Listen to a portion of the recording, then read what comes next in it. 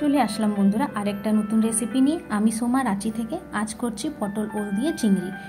পটলটা এইভাবে কেটে রেখেছি, ওলটাও একটু ভাপিয়ে রাখলাম, চিংড়ি মাছ নুন হলুদ দিয়ে মাখিয়ে রেখেছি। আর এখানেও পেঁয়াজ রসুন আদা বাটা, ঘরে যা বেসিক মশলা থাকে সেটা, টমেটো বাটা।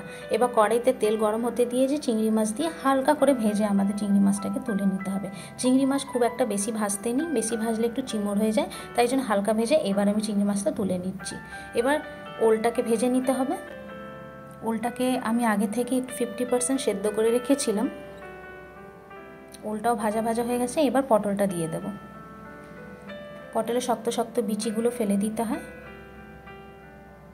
এইবার পটল আর ওলটা ভালোভাবে লাল করে ভেজে তুলে নিচ্ছি।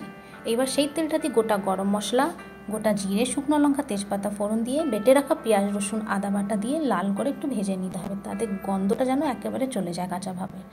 এবার যা বেসিক মশলা আছে সেই মশলাটা আমি দিয়ে দিলাম। মশলার মধ্যে জিরে গুঁড়ো আছে, ধনে গুঁড়ো, লঙ্কা গুঁড়ো, হলুদ আর টমেটো বাটা, এইসব দিয়ে ভালোভাবে মশলাটা একটু ভেজে নিতে হবে। এবার টক দইটা দিলাম 1 চামচের মতন। এইবার আমি নুনটা দেবো। টক দই দেওয়ার সময় নুনটা আগে দিতে নিই, টক দই মশলা একসাথে যখন তেল ছেড়ে দেবে তারপরে এই নুনটা দিই আমি। এইবার ওল আর পটলটা দিয়ে দিলাম। ওল পটল দিয়ে মশলার সাথে ভালোভাবে একটু কষিয়ে নিচ্ছি। এবার গরম জল দিয়ে দিলাম। জল দিয়ে এবার 10 মিনিটের জন্য ঢাকা দিয়ে ছেড়ে দিতে হবে। এবার ঢাকাটা খুলে দেখছি পটল আলু অলমোস্ট পুরোটাই সেদ্ধ হয়ে গেছে। এবার চিংড়ি মাছটা দিয়ে দিলাম।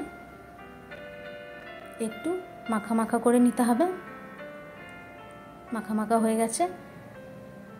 এবার ব্যালেন্সের জন্য একটু চিনি দিলাম, গরম মশলা দিলাম আর একটু ঘি দিয়েছি। ওল পটল চিংড়ি একেবারে রেডি খাওয়ার জন্য। আর খেতে খুবই ভালো হয়েছিল, তাই জন্য একটু আপনাদের কাছে শেয়ার করলাম। দেখুন রঙটা কি সুন্দর হয়েছে, তাই না? দেখেই মনে হচ্ছে খুবই স্বাদে হবে। এবার আপনাদের যদি ভালো লেগে থাকে তো একটা কমেন্টস করবেন, ফলো করবেন আর একটু শেয়ার করে দেবেন। ধন্যবাদ।